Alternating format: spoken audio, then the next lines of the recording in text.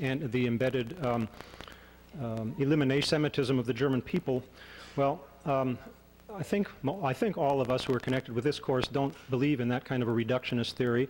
Rather, we are concerned to look at many sources of influences that, when they all came together, indeed did produce the Holocaust. And many of those influences were present in Germany, starting with the time directly following World War I, and that's what Professor Watrous is going to be telling us about today. It's a very complex and fascinating period in German history. Dr. Watrous got his bachelor's and MA degrees from the University of Wisconsin in history, and his Ph.D. from the University of Washington in history, and he was for a while a peripatetic student in Bavaria and has been here at Sonoma State since 1968. Steve Watrous.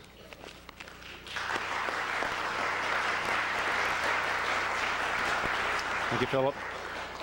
Well, my task is a pretty dubious one and onerous in the sense of trying to explain a number of things, including, of course, the Holocaust from a German perspective, but also I thought we'd try to take a look at trying to explain Germany as unique itself by way of introduction and get some idea. In fact, you can get this idea of Germany's uniqueness by turning your handout, your cream-colored hard copy handout, to the second. Just looking at population statistics themselves, you'll see how much larger Germany was in comparison with many other countries, especially Central European countries, and really dwarfed only by the Soviet Union in the interwar period. And this large population obviously made Germany very conscious of itself as having a special character, and we'll look into some of the historical roots of that as well.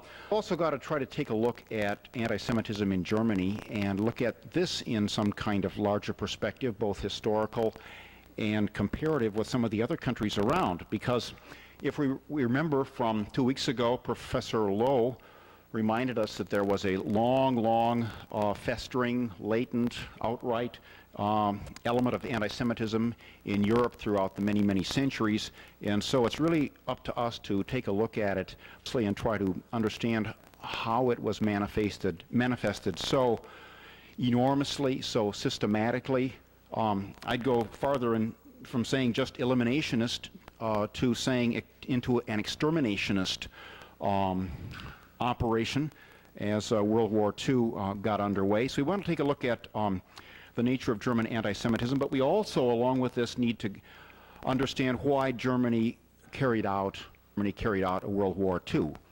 And we can't really even begin to understand the Holocaust unless we have some concept in our minds as to why Hitler wanted to wage a World War II, especially in the East, but really all over Europe, because there would have been no Holocaust, no exterminationist policy if there had not been a World War II that resulted in the occupation of so many of the continental countries of Europe, and especially those countries that had large populations, and needless to say other national ethnic groups too that the Nazis were not favorably inclined to keeping around one way or another, certainly not as independent operators.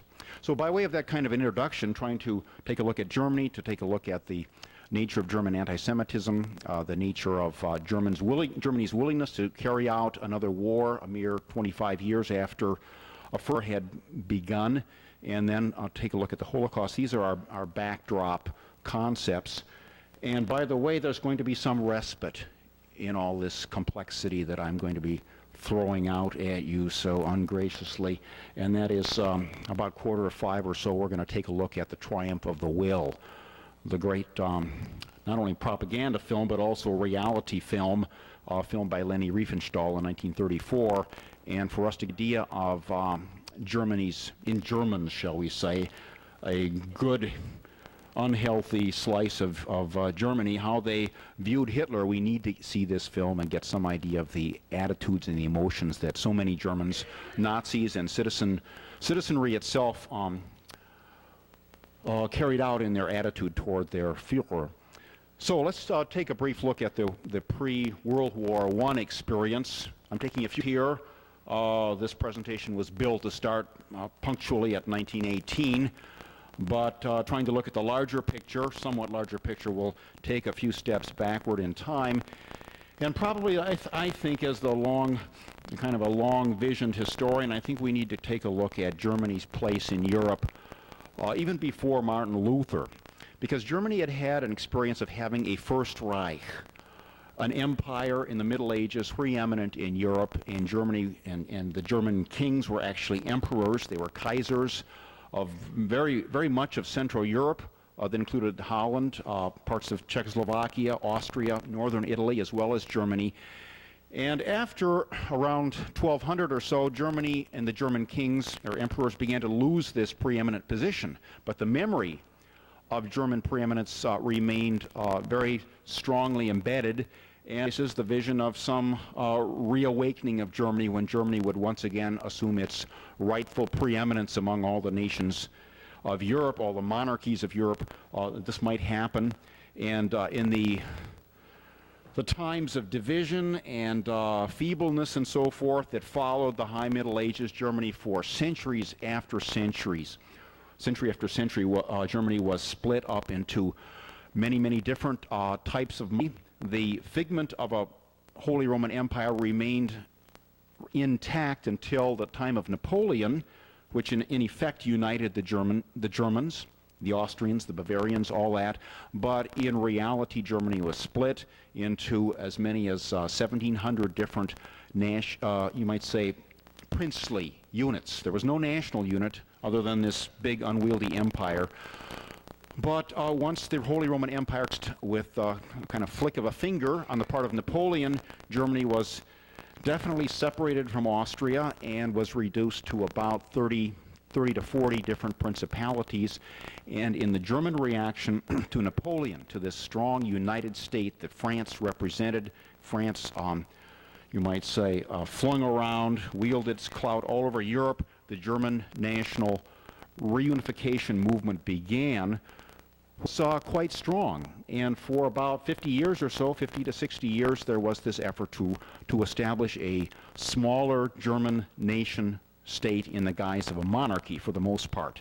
And this long period of yearning for German unity and you might say re-establishment of Germany among the great powers of Europe was completed in 1871 at the expense of France in large part, and in some ways at the expense of Austria, because it was able to take over once and for all, you might say, Prussianized Germany, some of the areas that Austria had loose claims to.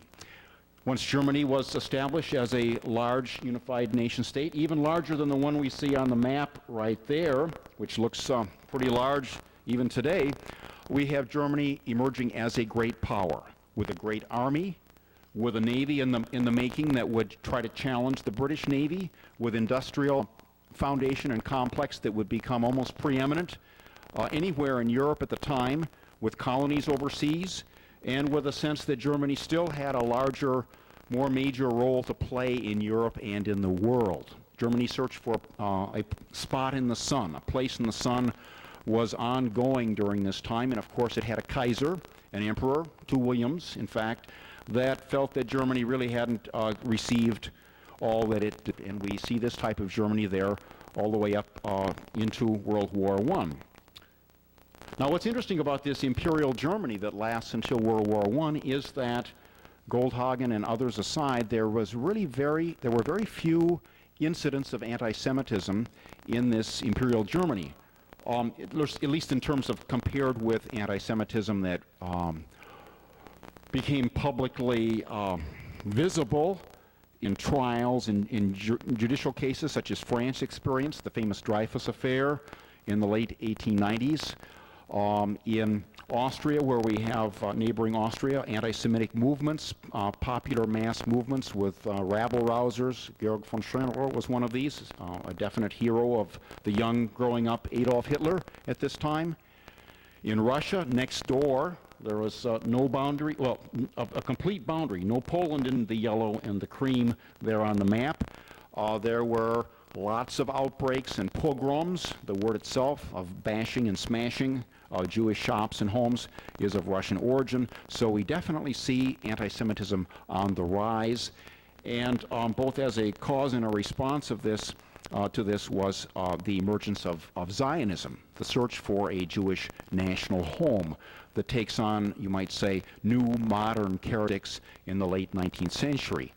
And we've got contributors to this idea of a Jewish national home from all over Europe, to the degree that anti-Semites could point to a world Jewish movement, even a conspiracy in the body, shall we say, of the Jewish World Congress, or the phony faked protocols of the Elder Zion, or Henry Ford's writing, The International Jew, which, by the way, had a big impact on Germans in the interwar period and even in the pre-war period. So we have anti-Semitism, at least on the move, and manifesting itself as assimilation of Jews into secular Gentile life became more part and parcel of the modern era, in the factory, university, in the professions, in the media, and so forth. And this was a cause of concern to anti-Semites, or budding anti-Semites, as they were found across Europe. But as in a country such as England, where we even had Benjamin Disraeli as prime minister, we do have countries where anti-Semitism, regardless of how entrenched it may have been, certainly did not manifest itself openly. And in fact, even some of the state bankers were of Jewish families, and there was definitely a connection in Imperial Germany, and no outbreaks of anti-Semitism before the end, no major ones certainly, before the end of the war. Okay, so we have Germany set before the war, and when we look at Germany's role in the war, we can say that here this powerhouse embarks upon a 4-year one, which it feels, of course, is a war that's waged upon it, Germany, on 2 fronts, by Russians in the east and by Britain and France, later joined by the United States in the west, major powers, obviously, whereas Germany's allies were somewhat less than major allies. Austria pretty much held its own, as did Germany in the war.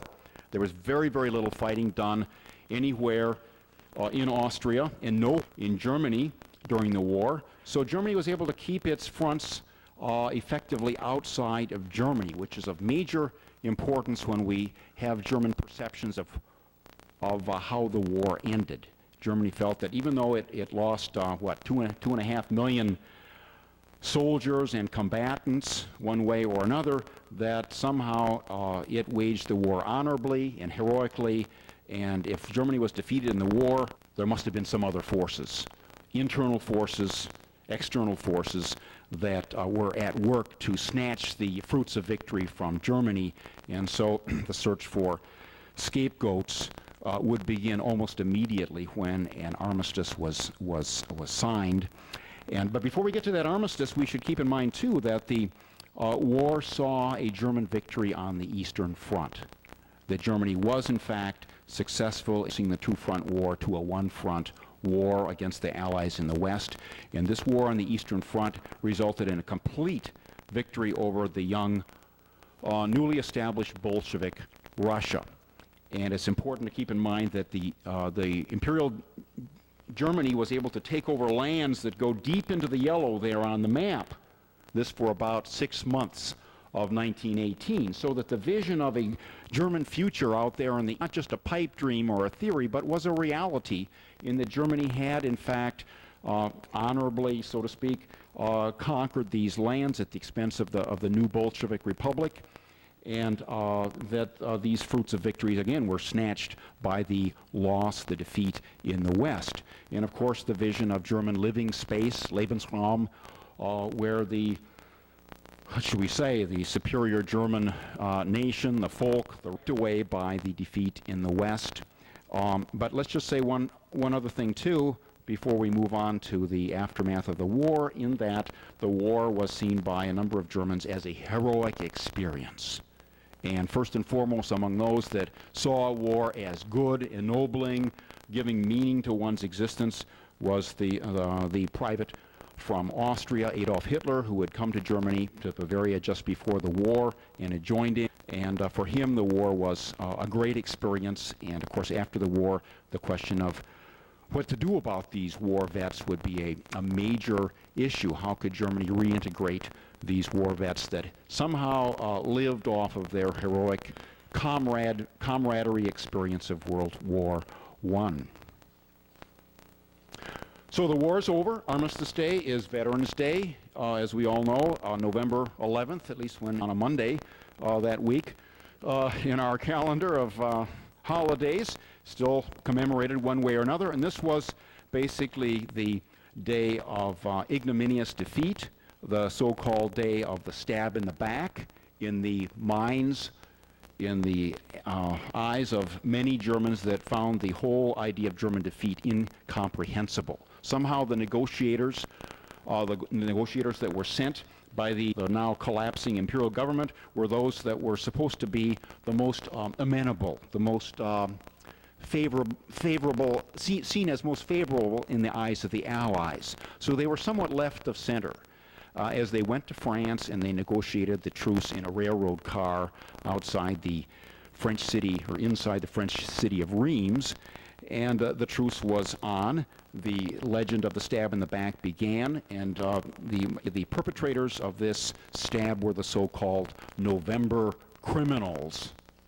There were more than two of them. There was a whole gang of November criminals out there in the eyes of those that were, might say, totally unreconciled to this defeat and to the terms of the treaties that would follow the armistice. And so we have very early on a lot of scapegoating from the conservative nationalists that really never accepted the results of World War I in any way, on any front.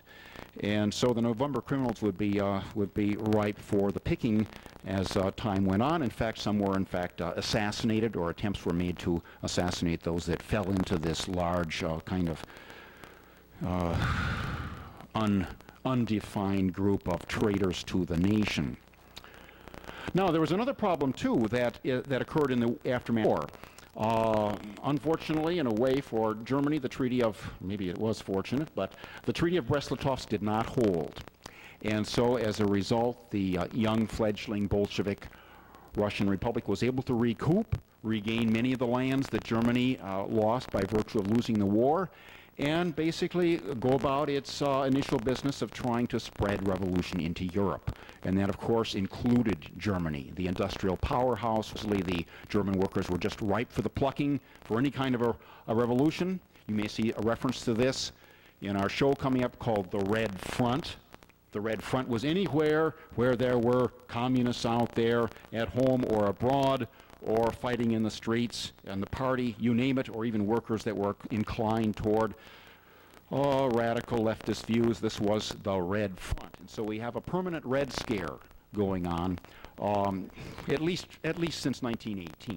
And this, of course, is a major backdrop in trying to understand the response of many Germans, especially the Nazis, to what was going on in the East, and also their fifth column, so to speak, sympathizers in Germany itself. Germany, by the way, would look like it does on the map. This is interwar Germany. And needless to say, too, we have in the upshot of the armistice the beginnings of lots of deep vets that are out there searching for meaning in life. And so various paramilitary groups form that are basically almost lawless, that get involved in little revolts here and there, mutinies. There were mutinies on the right and mutinies on the left in this unsettled post-war period. And of course, the fledgling Nazi Party would form its own military units as well. The SS in 1925, and the SA, the Sturmabteil, I forget what the translation is, the Stormtroopers, thanks, in 1921, but there were ones before that as well. Now, ideas were important too, because there were, in the wake of German unification, even before the war, there was this vision that Germany was a young country. And even if defeated in the war, the glorious German future was still there, bound to happen. And in this respect, I want to mention one name, the name of Spengler, Oswald Spengler, who was a kind of an amateur historian, that prophesied that indeed World War I had brought about the collapse, the decline of Western civilization altogether. And after a 1,000-year period from Charlemagne up through World War I, Western civilization was kaput, so to speak, and it was now fatalistically ready to be replaced by a young new civilization, which of course Spengler felt would be a Germanic civilization. But these were not totally new ideas among the Germans. The Bolsheviks felt the same way about their new proletarian cause for the workers of the world, and that Russia was a young new country that had a world to win as well. So we can see some of these ideas of who's going to make hay in the ashes of say, destroyed bourgeois capitalist civilization of the West. And in this respect, Britain and France really had nothing to offer in terms of new ideas. America had something to offer, and it was make the world safe for democracy. And indeed, to make the world safe for democracy, really it had to make Germany safe for democracy. And at this point, we're ready to go into the treaties themselves, especially the Versailles Treaty. As you probably know, this was called the Weimar Republic. The name ought to be underlined somewhere on your sheet. In case you wonder about the underlinings, those are the events that supposedly are more important than the ones that are not underlined. There's some few qualitative criteria in this barrage of black verbiage that I handed out to you. At any rate, we have the Weimar Republic that would be established about the same year as the Versailles held in France. And of course the Versailles Treaty brought about, probably most important in some ways, was Germany's war guilt. Germany was made the scapegoat, the cause of World War I, and for this would have to pay reparations, major reparations, reparations that were not determined yet, but would be as soon as possible in terms of German war damages to countries that it had owned, at least countries that were still functioning, mainly Belgium and especially France. Russia didn't deserve any war reparations with a totally different regime. Russia was an outsider pariah state because it was Bolshevik, but so was Germany. And basically it was the Allies. And their new kind of color band of new republics that go east of Germany and west of Russia, from Finland all the way down really to, to the Balkans one way or another, although I think we probably have to stop with Croatia and Dalmatia in terms of really new ones. But at any rate, we've got the Versailles Treaty. There was a demilitarized zone separating France from Rhineland and the German Rhineland. There was a limitation on the German military. There was all the German colonies overseas were stripped. Some of the German land in Poland was stripped, so that we have in Russia a little bit of yellow, or cream I should say, there in that green, light green Poland. Germany was not even contiguous in this respect. And needless to say, the Germans, even the German government, the most pro-Western German government, would not accept the eastern boundaries of the new post-World War I Germany. So even here we have an unwillingness to go along with the peace settlement that got more intense the farther to the right, and you might say in terms of trying to upset the Versailles apple cart. Okay, well, so much for the Versailles Treaty, Germany as a big loser, and the imposed Weimar Republic, in which all parties were legal, even those parties that were irreparably opposed to maintaining the Weimar Republic. But more on that in just a minute. We want to take a look at Germany's relationship vis-a-vis the Allies, some of the other new and older countries of Europe. Some of Germany's allies didn't get very good deals either after the war, but at least Austria was now an Austrian Austria. It no longer had Hungarian and Slavic baggage for the most part. On the other hand, if you look at your statistics at the bottom of the back page, you will see that in relatively tiny Austria, we have a very large percentage of the population Jewish. I believe it says 29%. That's a double-digit number that's equaled in no other East European country or any country at all in the world in the interwar period. And it says something about the element of anti-Semitism that was, of course, there in Austria before the war, but would continue on. And, of course, Austria, too, had a sizable number of pan-Germans, those Austrians that wanted to unify with larger Germany, about 10 times its own size, for that matter. So we've got a lot of Austrians that are disgruntled with the status quo. The treaty that was signed for Austria, signed by Austria, Treaty of Saint-Germain, forbade any kind of union between Germany and Austria. And of course, this was one thing that many Austrians were opposed to, especially with an Adolf Hitler on the other side of the border that was also opposed to a separation of Austria from Germany. So we have in some ways a revisionist Austria, an Austria that wanted to revise the treaties, to some degree, its own treaty, I should say. But we also have a few other revisionist countries, too, that were dissatisfied with the treaties, and they would become Nazi allies during World War II. Hungary, most importantly, in this respect. And the farther away you go from the old World War I allies, all the way to Turkey, the more the likelihood was, as it turned out, to be able to actually revise the treaty.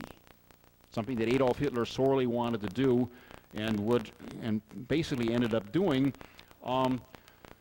but brought on a war in some cases because of it. Turkey was able to revise the treaty and get away with it because it was so far away.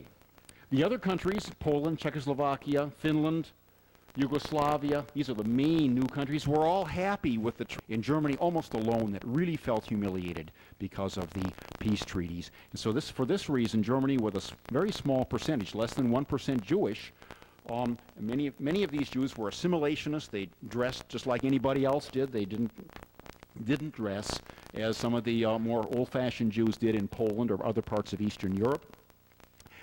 And also, too, we can find there was another country that, in fact, gave the Jews almost a new, if I could paraphrase, it might be a lame paraphrase, but we have a country where there was a revolution which was committed to overthrowing the old anti-Semitism, and this was Russia. And this meant that many Jews joined the Communist Party and, in fact, played leading roles in the Communist Party. Some of them changed their names to not so Jewish-sounding names, but for this reason, the Soviet Union offered a lot of opportunity in the heady years after the Bolshevik Revolution, and there was proportionally more Jews per ethnic group in the Russian Revolution than any other country in Europe, or any other nationality in the Soviet Union. So this gave an even greater scare to what the Soviet Union might be up to. Now, after the war, we find a very heady post-war mix. Germany, rife with revolts, with inflation, with French occupation, with new parties such as the Party, and of course the Nazi Party. The Nazi Party was tailor-made to to be anti-Semitic in its 1920 program. I think it was 1920, a 25-point program put together by Adolf Hitler. Point 4, no Jew may be considered a member of the nation. Jews would be barred from holding any official appointment on a federal, state, or local level.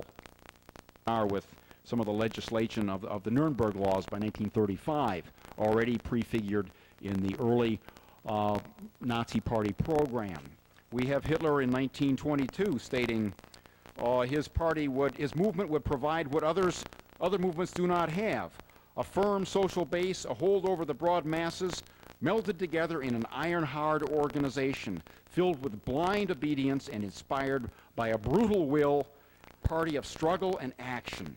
Its aim should be propagated with fanatical ardor, and the total force of its few supporters, as of 1922, should be placed at the service of its propaganda. Well, this is exactly what you're going to be seeing 12 years later when the film Triumph of the Will was put together. At any rate, we find on the heady post-war period, early 1920s, a lot of uncertainty for Germany, and in fact Adolf Hitler trying to pull off on his part a coup. Unsuccessfully. This is the famous Beer Hall Putsch, or the abortive coup in Munich in 1923. And for Hitler, this gave him a tremendous amount of publicity for his his trial, his arrest, his trial, his sentencing to prison, his Mein Kampf result from this. But Hitler also learned that the way to power was not through revolution, at least in the streets, but it would be through the legal political process. A very important lesson for him to make at this time. So, at any rate, we have, after the 1923 putsch attempt on Hitler's part, we've got a kind of quiet period where Germany seems to be moving back toward order and recoverability, American loans pouring in at this time, and then, of course, we're hit by the Depression in the early 1930s. And as things get worse and worse, we find the Communist Party, and especially the Nazi Party, going up higher and higher in stock, in credibility, many in the army, many of the industrialists, some of the political figures, some of the economic experts who would ordinarily have had nothing to do with such a low-class movement as the Nazis and such a lately as an uppity as Adolf Hitler began to sympathize with the Nazis. And in 1933, of course, we have the coming to power and the selection of Adolf Hitler as the chancellor by President Hindenburg. Now I'm going to back off from 65 miles an hour on the freeway for just a second and take a little bit of stock here before we turn the lights down and take a look at our show. What I want to point out is that I think that the beer hall putsch all the way up through 1933 and into the film, as we see in 34, that the sense of victimization would be very high. Germany had been victimized, and the Nazis themselves had been victimized by their martyrs in the early beer hall putsch, but more importantly, Germany had been victimized and singled out unfairly and needed to be reborn, regenerated again. And this, again, this is a very common idea all across many of the German political spectrum. And so when you see the film talk about the rebirth of Germany, 1933, this is basically Hitler's coming to power, his appointment as chancellor in January of 1933, and getting down to business right away, boycotting Jewish shops, passing the Enabling Act, purging the communists, having trumped up charges of closing down vandalism and arson for closing down the Reichstag, getting down to business right away. And we've got to remember, all during our film, as we see it, the Depression is on, and Adolf Hitler is making things work.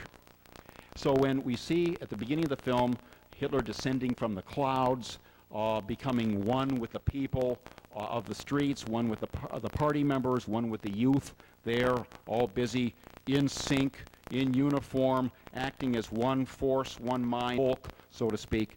This is the model. This is what a lot of Germans were looking for. They were trying to overthrow the old individual bourgeois conventions of each one for his own, so to speak, Germany would be much better off by everybody working for the cause of Germany, and the suffering and the passion and the humiliation that Germany suffered in November of 1918, and it reference to, will be overcome with especially getting the German house back to order again. So we've got youth corps, work corps, you might say putting the paramilitary groups in order. You'll see them all there with their shiny new uniforms, their standards, their propaganda. Hitler obviously believed in color and bringing meaning and color to what was otherwise the drab German impression. And I think I've gone on as long as I want to go on today. We'll send our expert back to turn off the lights and get us on with the show, and we'll try to show about 50 minutes worth or less, so that we've got some time for questions and wrap up after, I think, a very important part of the show, which shows the zeal of the Labor Service Corps. So, time.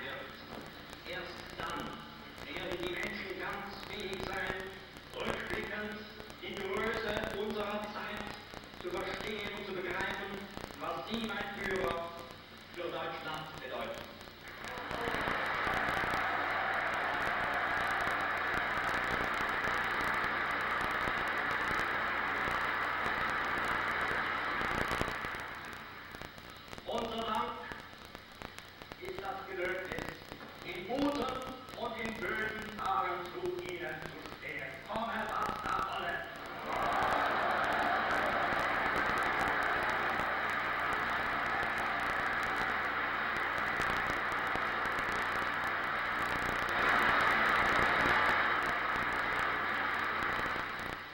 Dank ihrer Führung wird Deutschland sein Ziel erreichen, Heimat zu sein. Heimat zu sein für alle Deutschen der Welt.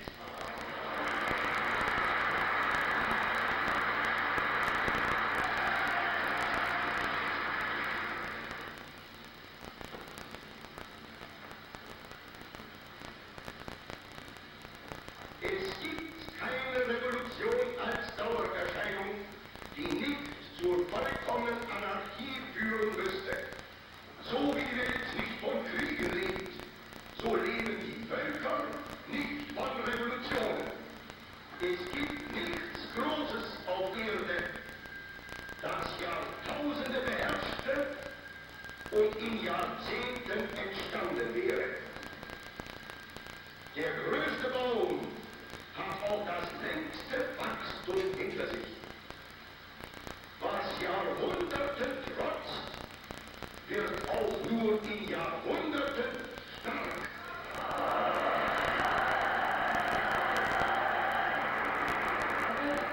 Unser unerschütterlicher Glaube an uns selbst, das ist unsere Hoffnung auf die Jugend gerade heute, die stürmisch vorwärts schreiten, einst berufen sein wird, das Werk fortzusetzen, das in den Sturmjahren der Revolte von 1918 in München gegründet wurde, der ganz Deutschland erfasste und heute schon in weltgeschichtlicher Bedeutung durch die ganze deutsche Nation verkörpert.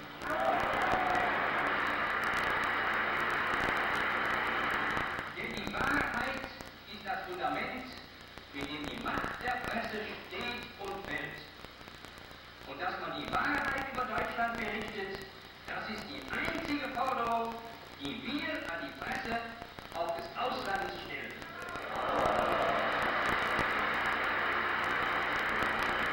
In dem Bereich Autobahnen 51 Stellen im Reich gewonnen. Obwohl die Arbeit noch in den Anfängen steht, sind heute schon 52.000 Mann auf den Baustellen und weiter 100.000 Mann in den Lieferwerken, bei der Baustoffindustrie, bei den Brückenbauanstalten. Überall wird gebaut, überall werden Werte verbessert und Werte neu geschaffen, überall herrscht seit einem Jahr reges Leben, wird auch in Zukunft reges Leben herrschen.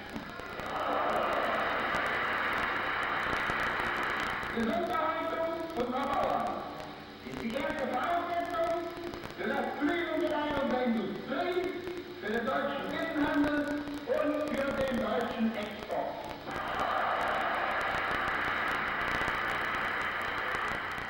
Ein Volk, das nicht auf die Reinheit seiner Rasse geht zugrunde.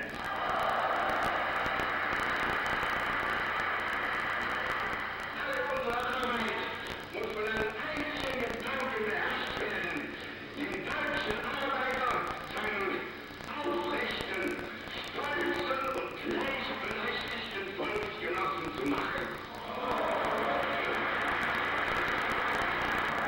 Ich kann nur als Führer des Deutschen rechtfertigen, dass das Fundament des nationalsozialistischen Staates die nationalsozialistische Rechtsordnung ist, für uns unser oberster Führer auch der oberste Gerichtsherr ist und dass wir, die wir wissen, wie heilig gerne unser Führer die Grundsätze dieses Rechtslebens sind, auf den Volksgenossen sichern können, in ihrem Leben, auch ihr bürgerliches Dasein ist jetzt sicher in diesem nationalsozialistischen Staat der Ordnung der Freiheit und des Rechts.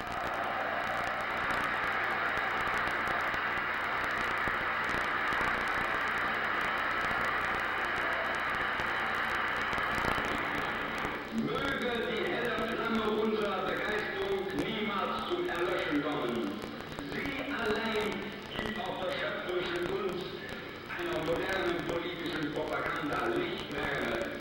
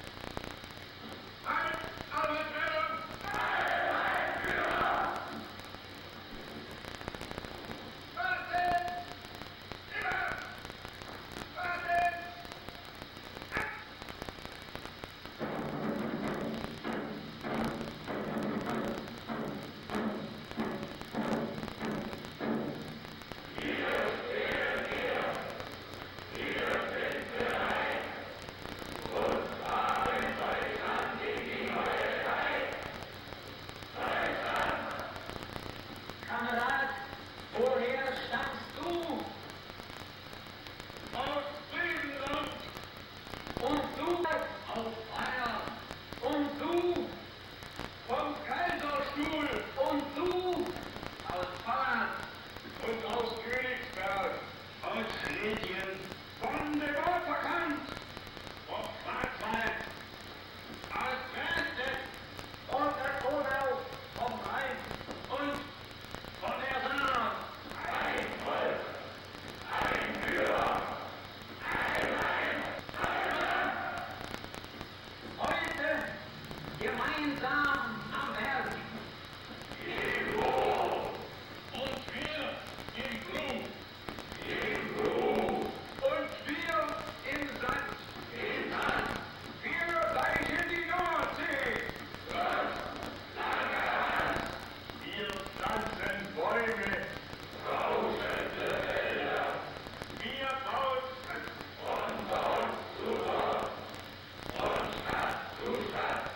Wir schaffen den Bauern neuen Acker.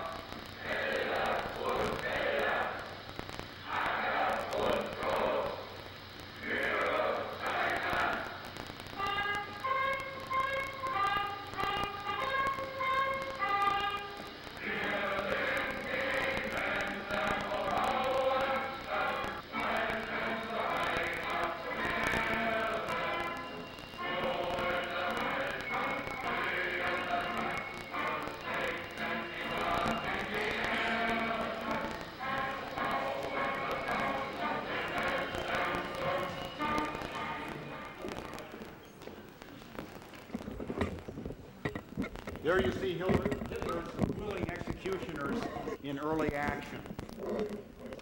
They would do anything for Germany and for their leader, and it's obviously this type of total obedience, total common work, being committed to the cause that would lead Germany to its, not only to its further rebirth, but to its total crash. Just with one other little comment, notice, as far as I could tell, there was only one reference to anything even resembling an upcoming Holocaust, and that was by Julius Streicher, that a nation that does not protect its racial purity will perish. Maybe you caught some other things in there, but that's the only indication so far of obviously enormous horrors to come. In fact, one wonders how many of those young Germans were part of battlefields dead and mutilated in 10 years from this point on. At any rate, I want to turn this over to further questions and comments if you have any. I mean, I can go on, but I think you'd prefer to hear some comments and questions. Well, I have a comment, photojournalistic comment here. Lenny Riefenstahl broke all the rules. If there are any photo students here, you appreciate what I have to say. You're never supposed to shoot anybody in the back.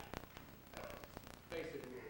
You're never supposed to shoot people in the picture. You shoot them coming in. You broke every rule, and it worked. This was Leni Riefenstahl's second attempt to present a film like this. She tried in 1933 at the Fifth Party Congress, and apparently it didn't work out very well at all, but I would say she was, regardless of rules broken and so forth, enormously successful in this film. And if you aren't carried away to some tiny, tiny degree, then you'll never really appreciate the, you might say, the Nazi pull that it really had on all those people out there. I mean, you can hate the Nazis, but you can understand a little bit some of the emotional group attachments that move these people. Anything else?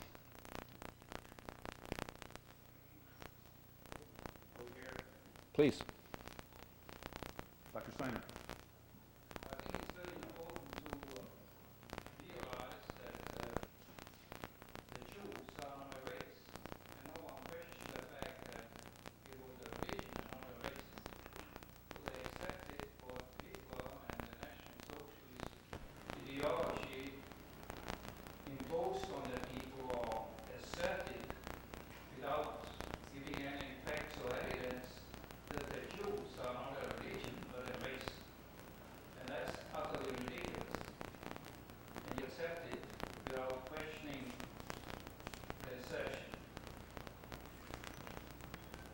The comment was that the German people accepted Hitler's idea that the Jews were a race and not a religion. Interestingly, if you look at the statistics on the back of your sheet there, you see how some of the Eastern European countries, as well as Germany, categorized what it officially, or a country officially regards Jews. In a number of the countries, there was both a religious category for census purposes, and there was what I suppose we could call an ethnic or an ethnic cultural category of Jews, of those that considered themselves Jews. At any rate, this again belies the idea that Jews are a race, because we have obviously a lot of people that were, in fact, most of those countries where we've got two breakdowns, there are about twice as many in the count. So another half of the population regard itself as religious Jews, if we're to believe any of these statistics. Any other points? Please, Phil.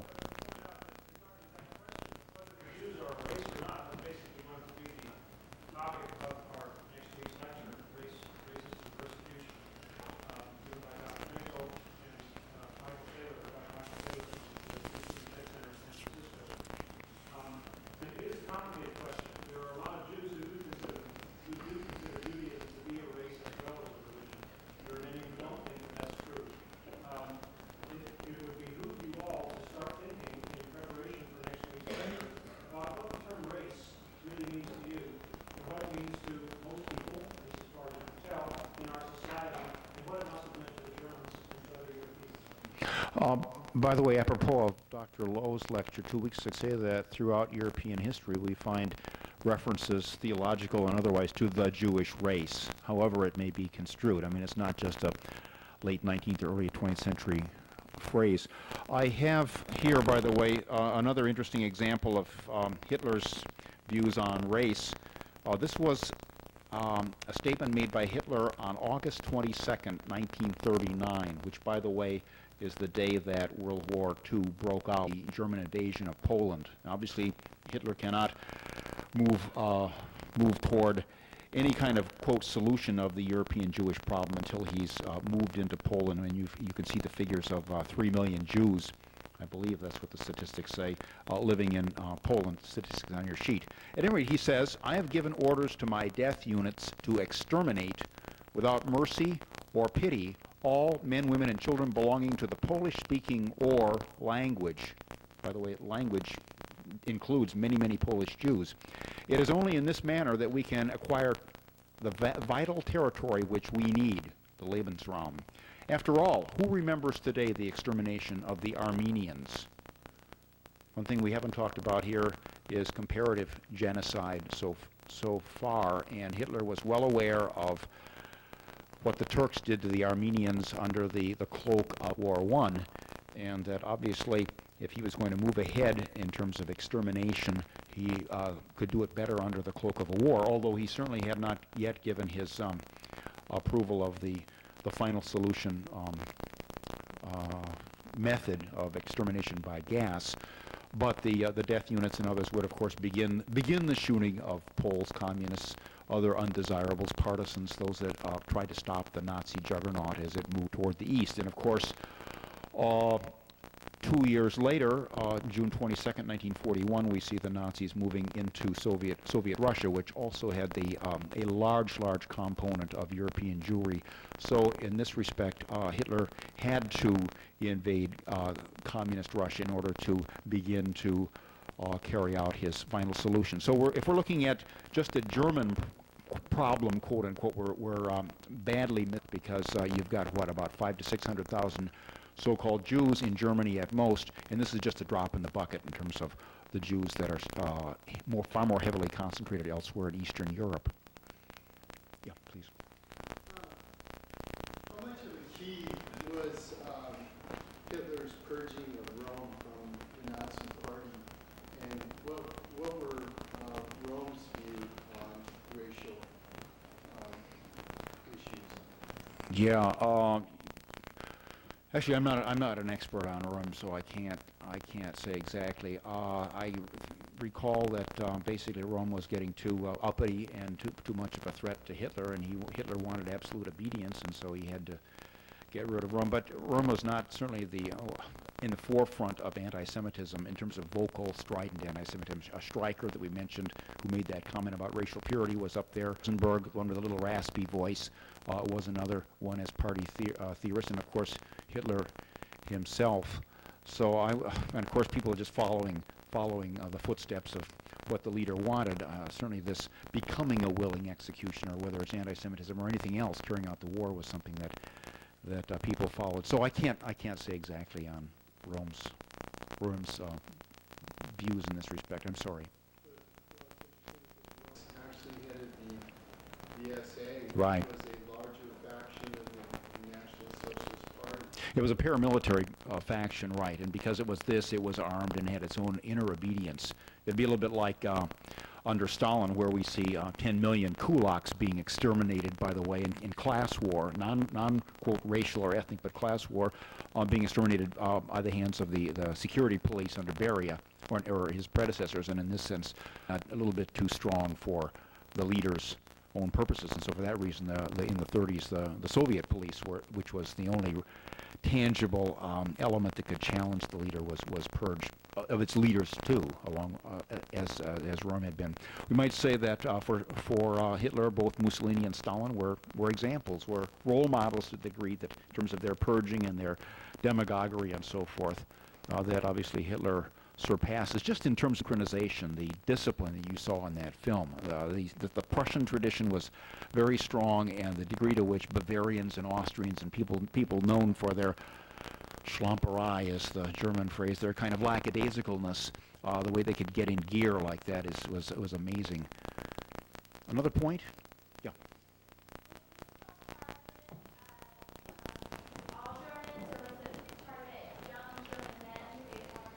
Well, yeah, good point. Needless to say, we see far more men than women. Judy? What was the question? Was it targeted mainly at German men? And I think that's what you did ask, right?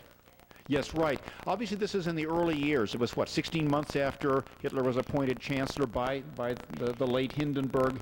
Obviously, it was there for German dissemination, but also for it became a world classic very quickly.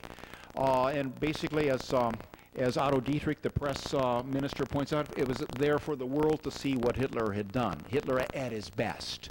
Okay?